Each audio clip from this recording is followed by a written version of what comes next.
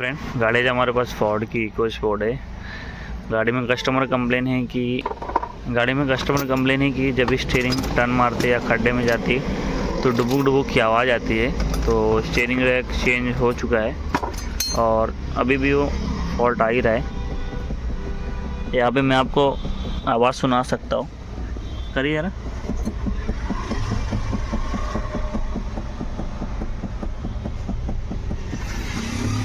यहाँ पे सुन सकते हो कॉलम के अंदर डुबुक डुबुक की आवाज़ आ रही। तो यहाँ पे हम लोगों ने इसका क्रॉस वगैरह भी सब चेक किया है, क्रॉस वगैरह का प्रॉब्लम नहीं है। जो प्रॉब्लम है हमारा कॉलम के अंदर है। यहाँ पे नॉर्मल में भी आवाज़ आ रहा है, आप लोग देख सकते हो। आवाज़ सुना तो आपको।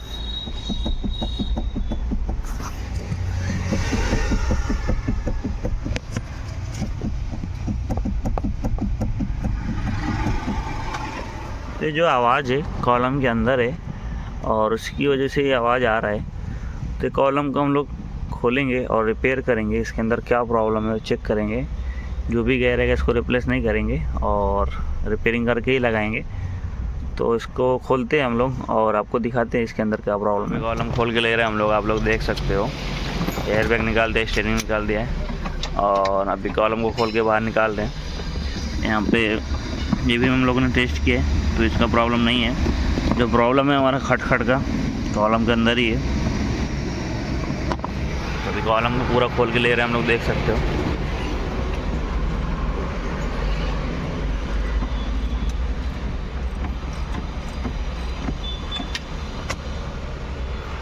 और खोल के इसका जो प्रॉब्लम है सही करेंगे, रिपेयर करेंगे, दूसरा नहीं डालेंगे। सॉकेट वगैरह सब डिस्कनेक्ट कर दिया मैंने, आप लोग देख सकते हो।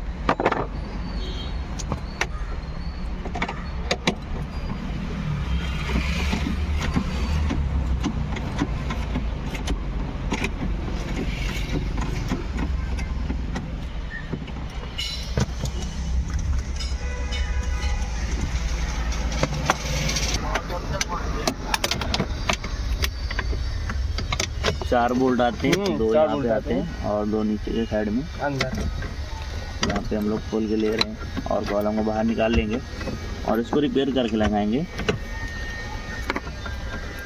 क्योंकि जब खड्डे में जाते जब डुक डुक की आवाज़ आती थी।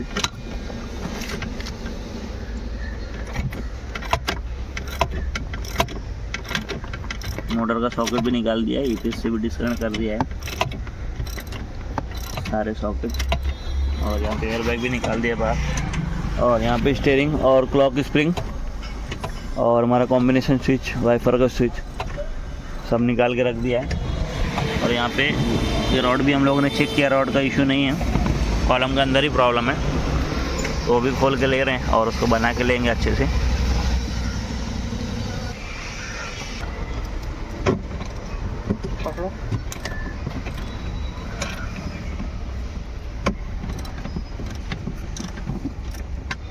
यहाँ पे एक नट लगा लो पहले ऊपर।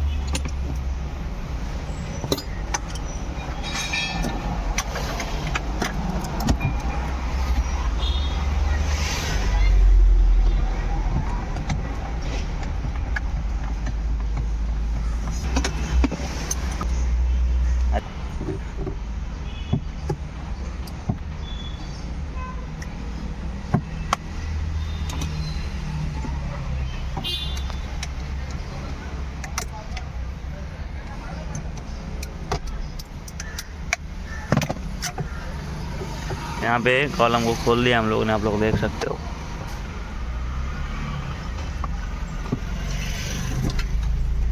और आप लोग देख सकते हो कॉलम है फोर्ड इको स्पोर्ट तो इसको अभी रिपेयर करेंगे हम लोग और लेथ पे लेके जाएंगे और इसके अंदर क्या प्रॉब्लम है वो भी दिखाएंगे आपको, और रिपेयर करके लगाएंगे। जो हमारा प्रॉब्लम था वो सॉल्व करेंगे, क्योंकि स्टीयरिंग रैक नया डाल दिया है और जो प्रॉब्लम है हमारा इसके अंदर ही है, इसमें प्ले है तो आवाज़ आने का प्रॉब्लम है, इरिटेट करता है।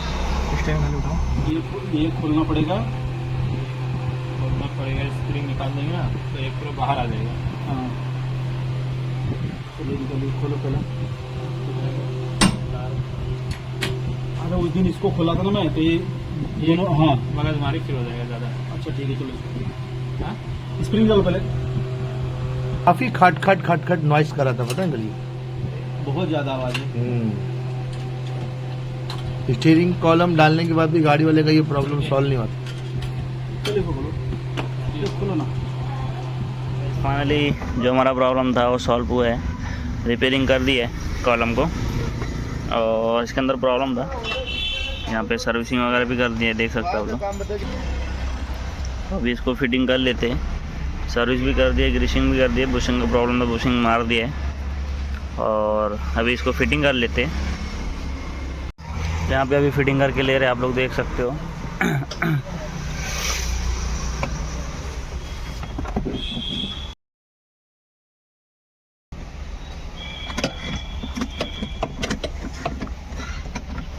यहाँ पे कॉलम को फिटिंग करके ले लिया है और टाइट भी कर दिया है, और अब इसका कॉम्बिनेशन स्विच और क्लॉक स्प्रिंग लगा के लेंगे। क्लॉक स्प्रिंग को सेटिंग पे ही लॉक करके रखा है, स्ट्रेट पे सीधा पे, तो उसी पोजीशन पे लगाएंगे। ये देखिए एक लॉक आते हैं। हाँ वो पीछे लॉक हो जाएगा, वो स्ट्रेट करके ही लगाएंगे, नहीं तो फिर टूट जाता है वो, तो फिर महंगा पार्ट है। अब लॉक हो गया, इधर आप देख सकते हैं साथी में यहाँ पे लॉक हो गया है, और पीछे एक बोल्ट आता है, टाइट करेंगे पट्टी का।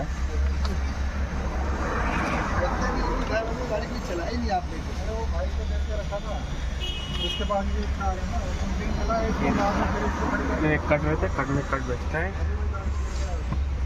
ये है हमारे 10 नंबर का बोल्ट।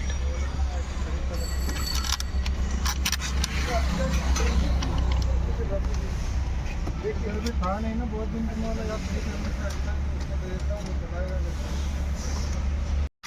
यहाँ पे एक लॉक स्प्रिंग और कॉम्बिनेशन स्विच लगा के ले लिए, और अभी कवर वगैरह सब फिटिंग करके ले रहे हैं। यहाँ पे देख सकते हो आप लोग।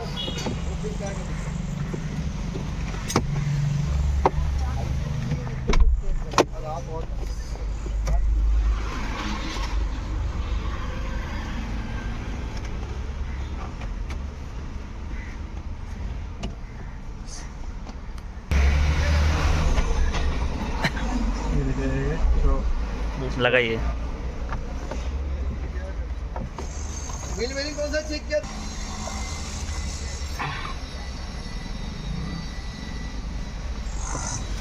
अगर ये रॉन्ग हो गया है तो इसको पूरा रॉन्ग करके फिर लास्ट में एंड में लेके कितना टर्निंग है उसके ऊपर फिर सेट करना पड़ेगा हाफ हाफ पे, अगर ये रॉन्ग हो गया है तो। नहीं तो अगर आप मार्किंग करके या स्टीयरिंग व्हील सीधा रख के खोलते हो तो कोई दिक्कत नहीं है, और इसको लॉक कर देना है, टेप मार देने का, नहीं तो फिर किसी चीज़ से लॉक करके रखने का। अगर ये गलती से भी एक राउंड रॉन्ग हो गया और आपने ऊपर करके लगा दिया तो हमारा क्लॉक स्प्रिंग टूटने का चांसेस रहता है, और टूट जाता है 100%। फिर उसके बाद हॉर्न नहीं बजेगा आपको और एयरबैग की लाइट आ जाएगी। तो ये सब चीज़ ध्यान में रखना है स्टीयरिंग खोलने का टाइम पे, कि इसका जो सेटिंग है वो प्रॉपर रखें। अगर प्रॉपर नहीं रखते हैं तो फिर आपको दिक्कत का सामना करना पड़ेगा। ये देखिए इधर मार्किंग है, ये सब फिटिंग कर दिया है और स्टीयरिंग लगा के ले रहे हैं। तो यहाँ पे अभी हम लोग नीचे का स्टीयरिंग कॉलम क्रॉस, यहाँ पे अभी हम लोग नीचे का क्रॉस खोल फिटिंग करके ले रहे हैं, आप लोग देख सकते हो। तो यहाँ पे सब फिटिंग करके ले लिया है और अभी स्टीयरिंग लगा के ले रहे हैं, आप लोग देख सकते हो।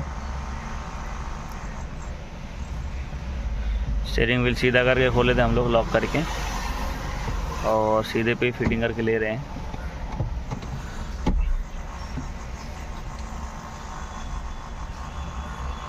और इसको टाइट करके ले लेते हैं अभी।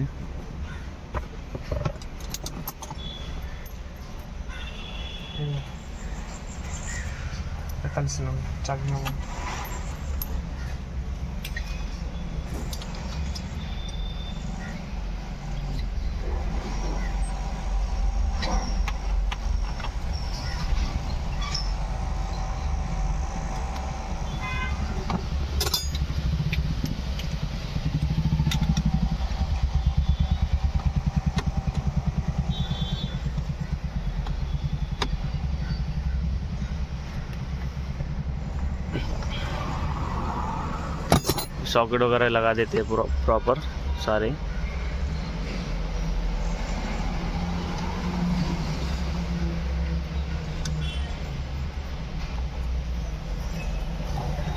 और अभी एयरबैग फिटिंग करके ले रहे हैं। यहाँ पे सब फिटिंग करके ले लिया, आप लोग देख सकते हो। और अभी इंजन को स्टार्ट करेंगे। गाइस फाइनली जो हम लोगों ने कॉलम फिटिंग कर दिया है और अभी इंजन को भी स्टार्ट रखा है और चेक करेंगे कि आवाज़ आ रहा है क्या। यहाँ पे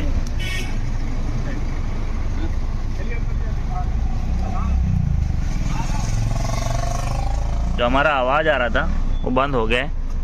यहाँ पे मैं स्टीयरिंग को घुमा रहा हूँ। पहले ऐसे करने पे डुबुक डुबुक डुबुक डुबुक आवाज़ आ रहा था ज़ोर ज़ोर से। यहाँ पे अभी नहीं आ रहा।